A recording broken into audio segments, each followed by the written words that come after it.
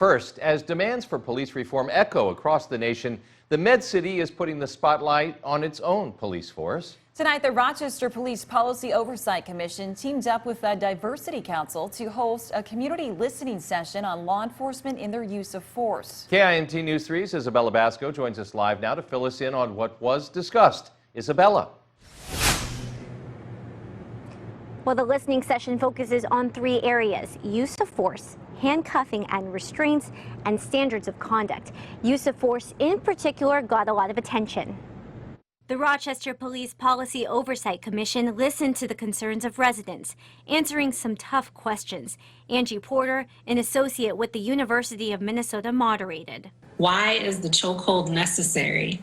They don't have any problem arresting white men who killed many during school shootings. I think that there's a point in this whole or this carotid control that officers don't realize when too much force has been applied. There are instances in which it's the last best chance for an officer to either protect his own life or to protect the lives of others. Another topic addressed: changing the culture of law enforcement. Commissioners say they want to hire more officers of color. But the problem is that the pool of candidates is so small.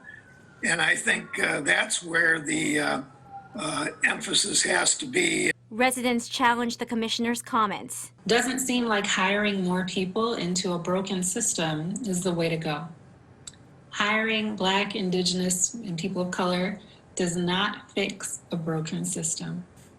You are not addressing the systemic issues that are at play here. Commissioner Jordan admits the system is broken. When I look at the death of George Floyd in police custody, and we look at the officer responsible, then we look at his record and see how many complaints were against him, the nature of the complaints. There have been at least 2 other minorities that died while they were in his custody. And acknowledging systemic racism is the first step in tackling the problem. We don't want to ignore this issue of race.